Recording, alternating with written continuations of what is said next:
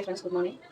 Tea குடிச்சிருக்கேன். என்ன lunch and tiffin பண்ணலாம் அப்படின்னு பார்த்தீங்கன்னாக்கா கல்யாணமும் சட்னியும், அதுக்கப்புறம் லஞ்சுக்கு வந்து கத்திரிக்காய் முருங்கக்காய் சாம்பார் சேப்பங்கிழங்கு ஃப்ரை பண்ணலான்னு. ஸோ டீ குடிச்சிட்டு இருக்கு. போய் நான் டீயை குடிச்சிட்டு வந்துட்டு அதுக்கப்புறம் என்ன லஞ்ச் பண்ணுறேன் வீடியோ போடுறேன். ஸோ இப்போ வந்து சாம்பாருக்கு வெங்காயம், தக்காளி, அதுக்கப்புறம் கத்திரிக்காய் முருங்கக்காய் இது எல்லாத்தையும் வதக்கிட்டு பருப்பு வேக வச்சுருக்கேன். அந்த பருப்பை போட்டு ஒரு இது வச்சுக்கணும். அதுக்கப்புறம் நான் டீ பண்ணி வச்சுட்டு ஒரு கொடி வந்ததுக்கப்புறம் நாளைக்கு போட்டாங்க சாம்பார். ஸோ இப்போ ஃபஸ்ட்டு வெங்காயம் தக்காளி வரணும். நல்லா வதக்கணும். எப்பவுமே எந்த சாம்பார் பண்ணாங்க நம்ம காய்கறி வெங்காயம் தக்காளி வதக்கிட்டு பண்ணாங்கன்னா சீக்கிரமாக வந்து விட்டுக்கூடாது சாம்பார். ஸோ நம்ம வந்து வதக்கி வைக்கும்போது கொஞ்சம் நேரம் டைம் எடுத்து பண்ணாலும் ரொம்ப நேரத்துக்கு நல்லாயிருக்கும். காலையில் சாம்பார் வைக்கணும், ஈவினிங் வைக்கணும், நல்லாயிருக்கும். அதனால நான் வதக்கி வைக்கிறேன். அது மட்டும் இல்லாமல் வதக்கிட்டு சாம்பார் வைக்கும்போது டேஸ்ட் நல்லாயிருக்கும். சாம்பார் வதக்கிட்டு அடுத்து டிஃபன் பண்ணிட்டேன். ரெண்டுக்கும் போட்டோம். இதே போட்டு நல்லா வதக்கிக்கணும். ஆல்ரெடி நான் வந்து பருப்பு வந்து வச்சுருக்கேன். இப்போ போடுறேன். இதே நல்லா வதக்கிட்டு குக்கர் ஓப்பன் பண்ணி குக்கரில் ஆல்ரெடி பருப்பு வச்சுருக்கேன். அதில் இதை போட்டு மிளகு விட்டு போட்டு தேவையான அளவு விட்டு ஒரு விட்டு வைக்கணும். ஒரு விட்டு வைக்கணும்னா பிடிக்கலாம். அது நல்லா வைக்கணும்.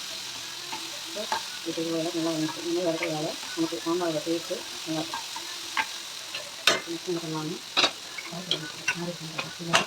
ரசத்துக்கு பருப்பு வச்சுருக்கேன். நீங்கள் என்ன பண்ணுறோம் ரசத்துக்கு கொஞ்சம் பருப்பும் எடுத்து வச்சுருக்கேன். இந்த இதை வளர்த்துட்டு இருக்கணும். ஓரளவுக்கு நல்லா வதங்கிக்கணும். ஆஃப் பண்ணணும். இப்போ ரசத்துக்கு தேவையான பருப்பு வச்சுருக்கேன். அடுத்தது இந்த வெங்காயம் தக்காளி கட்டி பண்ணி வளர்ந்தாங்களா அதை பருப்பு போட்டு தேவையான அளவு தண்ணி ஊற்றிட்டு மிளகாப்பொடி மல்லி போட்டு தேவையான வச்சு வச்சோம். மிளகாப்பொடி வச்சு எடுக்கணும்.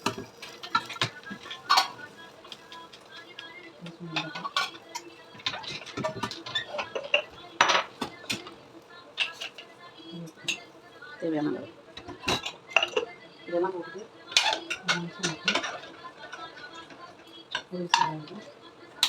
ஃப்ரை பண்ணி விசில் வந்துடும். ப்ராசஸ் வந்து சேப்பங்கிழங்கு வாஷ் பண்ணி வேக வைக்கணும். அதை பண்ணணும். இப்போ சேப்பங்கிழங்கையும் நான் நல்லா வாஷ் பண்ணிவிட்டு குக்கரில் போட்டிருக்கேன். 2 விசில் வந்தாலும் எடுத்துகிட்டு அதை ஒன்லி மிளகாத்தூள், உப்பு, மஞ்சள் தான் போட போகிறோம். அதை போட்டு நல்லா பெசரி ஃப்ரை ஷாலோ ஃப்ரை மாதிரி பண்ணிக்க போகிறோம். சரி, இப்போது குக்கரில் 2 குக்கர் இருக்குது. ஒரு குக்கரில் சாம்பார் ரெடி ஆகிட்டு இன்னொரு குக்கரில் சேப்பங்கிழங்கு ரெடி ஆகிட்டு வேக வச்சுட்டு இங்கே வந்து சாதம் வச்சு கொதிக்க வச்சு நிறுத்தி வச்சுருக்கேன். ஸோ இப்போ நம்ம வந்து இது ரெண்டுமே வெந்ததுக்கப்புறம் என்ன பண்ண போகிறோம்னா ஸ்டீம் அடங்கினதுக்கப்புறம் கொஞ்சமாக புளி தண்ணி ஊற்றி கொதிக்க விட்டு தாளித்து கொட்டணும். அவ்வளோதான். இது சேப்பங்கிழங்கு ஃப்ரைக்காக சேப்பங்கிழங்கு வேக வைக்கணும். இது ஒரு 2 விசில் ஆகும். இப்போது சாம்பாரில் காயெல்லாம் வந்திருக்கான்னு பார்ப்போம். வந்ததும் அதில் புளி தண்ணி வைக்கலாம்னு சொல்லியிருந்தாங்க. அதை பண்ண போகிறோம்.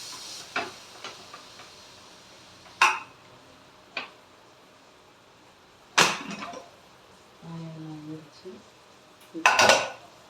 கொஞ்சமாக புளி தண்ணி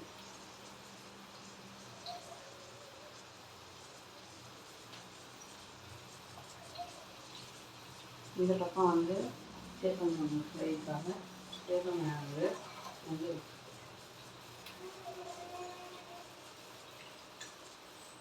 கொஞ்சமாக புளி தண்ணி ஊற்றிட்டு ஒரு கொதி விட்டுட்டா சாம்பார் ரெடி. அதுக்கப்புறம் தாளித்து போட்டாங்க. அவ்வளோதான். நெக்ஸ்ட் நம்ம என்ன பண்ண போகிறோம் அப்படின்னா கல்யாண சமையல் காஞ்சிருந்தாங்க. அதுக்கு வந்து வெங்காயம், தேங்காய், காஞ்ச மிளகாய், உளுந்து இதெல்லாம் போட்டு ஒரு சட்னி, கார சட்னி வச்சுருக்கோம்.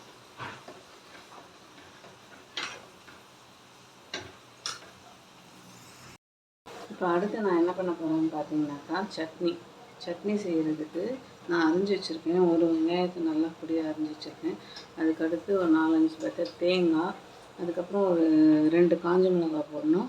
அப்புறம் உளுந்து. ஃபஸ்ட்டு கடாய் நல்லா காஞ்சதுக்கப்புறம் எண்ணெய் ஊற்றி உளுந்து, கொஞ்சம் பெருங்காயத்தூள், அதுக்கப்புறம் வெங்காயம், அதுக்கப்புறம் தேங்காய், காஞ்ச மிளகாய் இதெல்லாம் போட்டு நல்லா வதக்கிக்கணும்.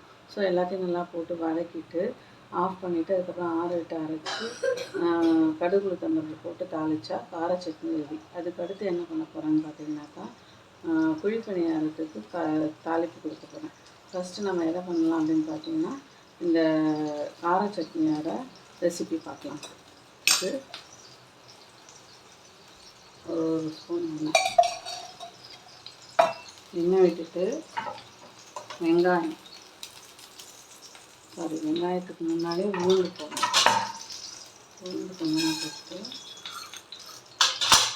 அதுக்கு காஞ்ச மிளகா ஒரு 2 காஞ்ச மிளகா போட்டுக்கலாம். பெரிய பெரிய காஞ்ச மிளகா 2.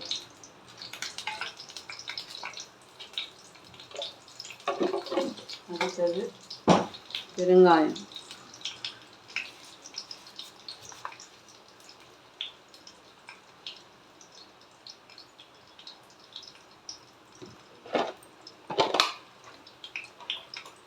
எங்கிட்ட கட்டி பெருங்காயம் இருக்குது.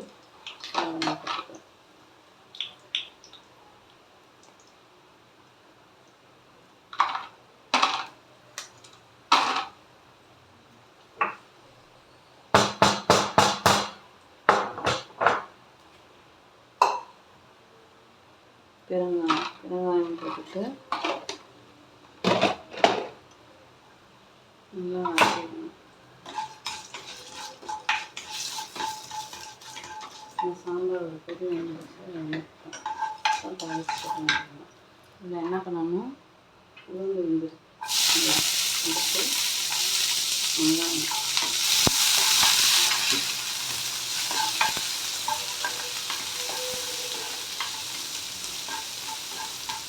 அதுக்கு தேங்காய்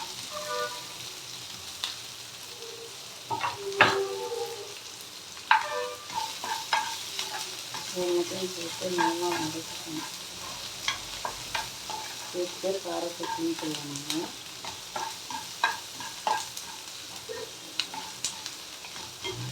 அடுத்தது சேப்பங்காய் வெந்திருக்கு.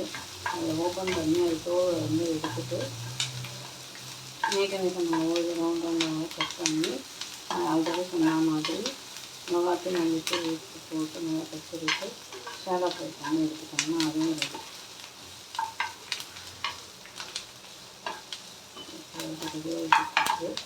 ரெடியாகி அரைச்சதுக்கப்புறம் ஃபைனலாக எல்லா டிஷ்ஷும் பண்ணி முடிச்சதுக்கப்புறம் நான் டிஷ்ஷில் காமிக்கிறேன் என்னென்ன பண்ணணும்னு சொல்லி. ஸோ ஃபஸ்ட்டு நம்ம என்னென்ன ரெடி பண்ணிட்டோன்றதை சொல்கிறேன். சாம்பார் ரெடி ஆகிடுச்சு. கத்திரிக்காய் முருங்கைக்காய் சாம்பார். அதுக்கப்புறம் ரசம் ரெடி ஆகிடுச்சு. இன்னும் சேப்பங்கிழங்கு தோலை உரித்து அதை கட் பண்ணி அதில் மசாலா போட்டு ஃப்ரை பண்ணி எடுக்கணும். அதுக்குள்ளே நம்ம என்ன பண்ணியிருந்தோம்னு பார்த்தீங்கன்னாக்கா சட்னி, பணியாரத்துக்கு கார சட்னிக்கு போட்டு அரைச்சி ரெடியாக வச்சுருக்கேன். இப்போது பணியாரத்துக்கு தேங்காய், பச்சை மிளகா, கருவேப்பிலை, கொத்தமல்லி, கடுகு, உளுத்தம்பருப்பு அதெல்லாம் போட்டு தாளித்து பேஸை ரெடி பண்ணிக்கிட்டோம்னா அடுத்து நம்ம பணியாரம் சுட்டுக்கலாம். இப்போ நான் அதை தான் பண்ண போகிறேன். பணியாரத்துக்கு தாளிக்க போகிறேன். எண்ணெய் ஊற்றிட்டு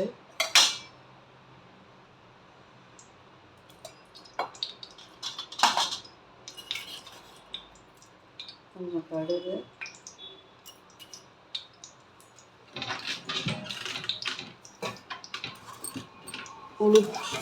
உளுத்தம்பருப்பு, கடலைப்பருப்பு அது 2த்தையும் போடணும். கடுகு முதல்ல நல்லா பொரிஞ்சதுக்கப்புறம் உளுத்தம்பருப்பு, கடலைப்பருப்பு,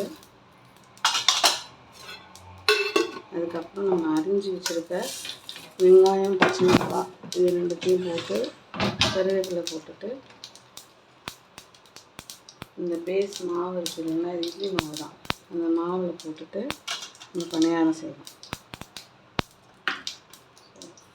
கடுகு பொரிஞ்சிச்சு, உளுந்து, கடலைப்பருப்பு இது 2த்தையும் போட்டு நல்லா வதக்கிக்கணும்.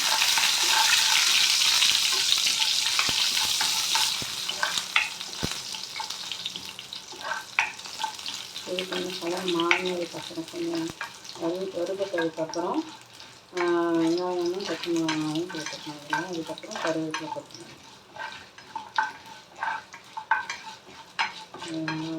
வறுவட்டு போட்டு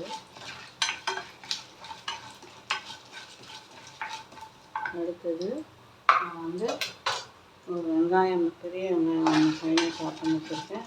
ஒரு பெரிய பச்சை மிளகாய் சாப் பண்ணி வச்சுருக்கேன். அது 2த்தையும்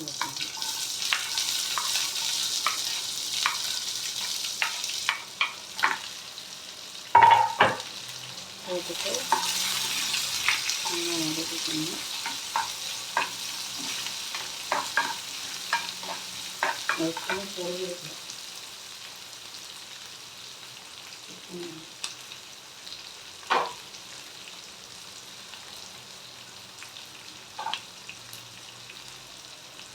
கருவேப்பிலை கொத்தமல்லி போட்டுக்கணும்.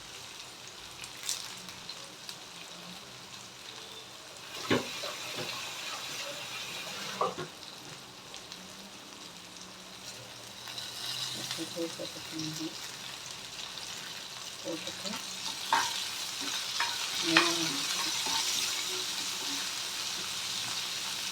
இந்த வெங்காயம் கொஞ்சம் நல்லா வதங்கினதுக்கப்புறம் நம்ம அந்த இட்லி மாவில் எடுத்து இந்த தாளிப்பு போட்டுக்கணும்.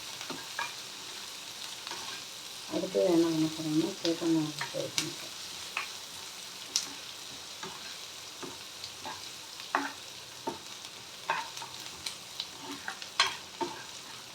இது ஓரளவுக்கு வதங்கி வச்சுட்டு இன்னும் கொஞ்சம் நேரம் வதங்கி வச்சுன்னா நம்ம அதை எடுத்து இட்லி மாவு இல்லையா அந்த மாவில் போட்டுக்கலாம்.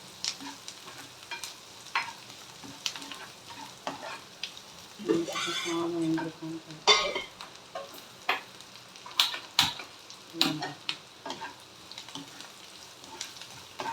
ஓரளவுக்கு வதங்கிருக்கு.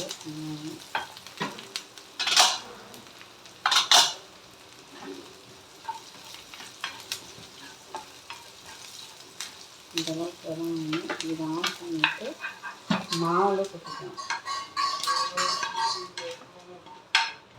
நல்லா கொட்டி மிக்ஸ் பண்ணிட்டாங்கன்னா நமக்கு பணியாரம் மாதிரி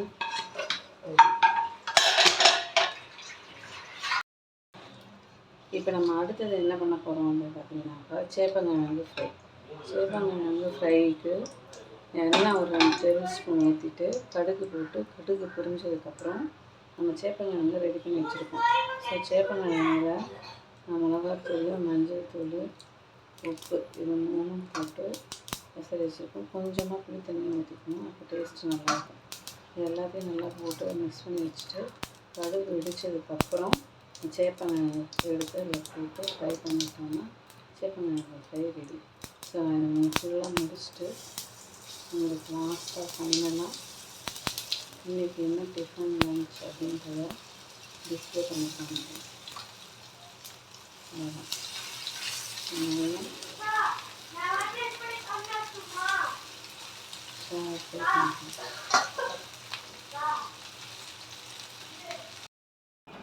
இப்போ பணியாரம் ரெடி ஆகிடுச்சு.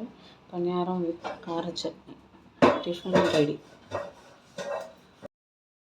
பார்க்கலாம் இன்றைக்கி என்ன டிஃபன் அண்ட் லன்ச் வேணும்னு.